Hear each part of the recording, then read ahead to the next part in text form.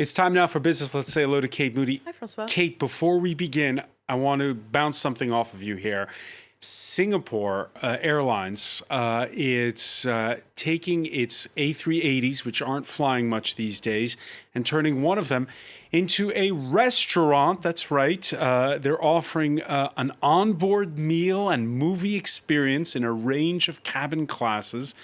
And the prices range from 53 Singapore dollars for a three-course economy meal up to 642 for an 8-course meal in their suites class. I guess people really miss that flying experience. Take a listen.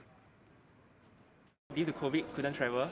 So this is a very great opportunity to relive the flight experience on the plane and the meal experience of Singapore Airlines. My expectation is actually maybe if you really like going to a restaurant, because we are not traveling at all, but in fact when I'm staying here and then I'm serving with all the foods, etc. So I feel like I'm really traveling. All right. They feel like they're really traveling. Is that something you'd go for? I don't think so. I mean, it's just all the worst parts of traveling, isn't it, that they're making you go through. Some airlines are actually doing that kind of a thing and making you go through security as well. And then you get on a plane and you don't go anywhere. Right. People miss it. It's not my favorite parts of flying, I'll tell you that much. So, okay, Kate Moody, not in favor of airline food. Let's talk about, on a more serious note, and we'll be talking about this, by the way, in the France 24 debate, that French boycott, that boycott of things French by Muslim nations that's gathering a certain head of steam. Yeah, we've heard the Turkish president now calling for his countrymen to join this threatened boycott. Cars, cosmetics, and food produced in France or by French companies could be affected. France's Employers Federation, though, says it's far from clear whether this threatened boycott will indeed become a reality. It insists it won't allow its members to be blackmailed over the country's values. Sharon Gaffney reports.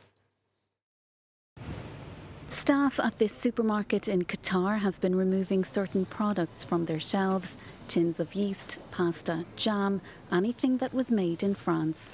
It follows calls for a boycott on French products in several Middle Eastern countries. There have been similar scenes at stores in Jordan and Kuwait, where a major retail union has ordered a boycott on French goods. Calls for similar moves in other Arab nations have been circulating online, and there have been protests in countries including Israel, Libya and Syria. The backlash comes after the French president defended the right to show cartoons of the Prophet Muhammad. The head of France's main business lobby group says the government shouldn't back down. It's bad news for firms that do business there, in the food sector, in the luxury goods sector, in cosmetics. But there's no way we'll be blackmailed. There's a moment where you have to put principles before business growth. Some 600 French firms have a presence in the Middle East. The country's Minister for Foreign Commerce has been tweeting his support for those businesses.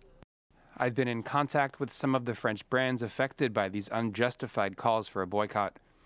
I will continue to speak with the companies concerned daily and remain in contact with our diplomatic network, which is working on their behalf. Last year, France exported 1.3 billion euros of food products to the Middle East. Overall exports to the region are worth an estimated 11.5 billion euros annually. It's too early to say if those kinds of figures might be affected by the boycott.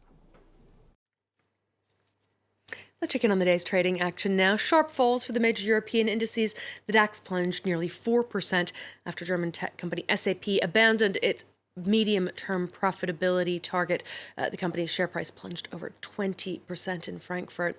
The CAC 40 down nearly 2% here in Paris as France tightens its restrictions on movement and events and as the number of COVID cases continues to rise here. Wall Street is also falling sharply amid a record surge in new cases across the U.S. The Dow Jones down over 800 points, over 3% this hour. The S&P 500 and NASDAQ each closer to 3% as well there. Investors no longer quite so optimistic that lawmakers will reach a compromise on a second round of stimulus aid in the U.S., at least not before the U.S. election. Earlier, Samsung shares closed flat in South Korea as the company mourned the death of its chairman, Lee Kun-hee. The 78-year-old died on Sunday, and a memorial service was held this Monday. In less than 3 decades, he transformed his father's small television maker into a global powerhouse that currently makes up more than 17% of South Korea's GDP. The Samsung Group is now looking at a potential shakeup as control passes to Lee's son and likely successor, Jae-won Lee. South Korea levies substantial inheritance taxes, which could force Lee's heirs to sell their shares in order to pay, thus possibly diluting the family's control. Members of the World Trade Organization have given the European Union the green light to impose tariffs on $4 billion worth of U.S. goods in a long-standing dispute over subsidies to aviation giants. A panel gave approval for the move earlier this month, but it needed the final go-ahead from the WTO's members. U.S. farm equipment and agricultural products are expected to be targeted by new tariffs. The U.S. said it regretted the EU's plans, but has made no move to remove its own tariffs on European goods. Both sides have now been found to have given illegal state support to their plane makers Airbus and Boeing.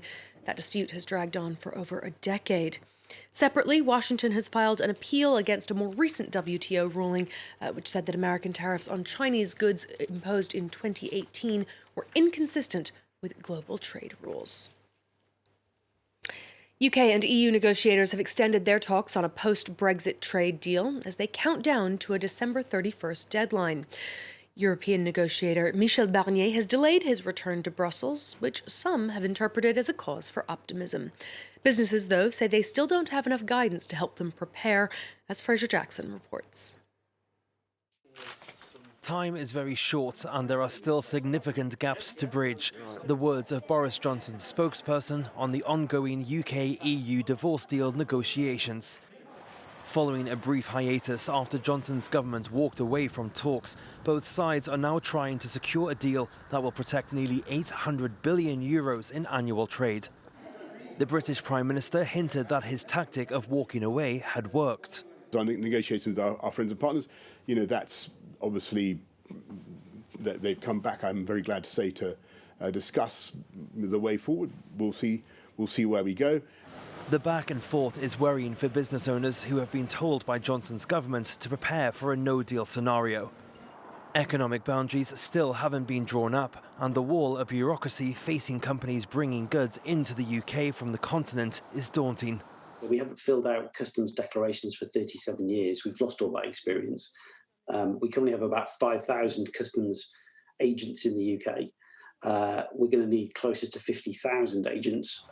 Customs checkpoints are being built in Kent on England's southeast coast. But with just 2 months until the deadline, customs brokers haven't been trained, and the rules to train them haven't even been finalised. The streets of this calm county could soon be blocked with 100-kilometre-long queues of trucks waiting to clear inspections, something the government itself has already admitted. The British pharmacy chain Boots says it's launching in-store testing for COVID-19 with results that could be available within minutes. Customers will be able to go to Boots to have that now traditional nose swab, which has to be sent to a lab for results. But within weeks, an in-store device will be installed, which can produce results in just 12 minutes. Both tests will cost around £120. That's about €133. They're aimed at people without symptoms who need a negative result in order to travel or visit friends and family. It's for asymptomatic patients only. We think it's going to be used by people who want to go travelling, people who have a real purpose, they want to go and see an elderly relative perhaps, or perhaps for companies who want to make sure that their colleagues, when they come into work for the first time, definitely don't have COVID. Of course, Francois, free tests in the UK are available for people with symptoms on the National Health Service, but this could really help set the stage for mass testing, and it could really be a game changer in trying to control the virus while allowing for some semblance of normal life. Some semblance, indeed. I know that you've been mentioning it in this very program, how airlines are also talking about soon having testing at the airport that's more effective. 12 minutes is a faster turnaround time, at least at an airport, than 48 hours. But for a cost, though, I see. All right. Of course. Many thanks, Kate Moody. We'll have more business news for you later.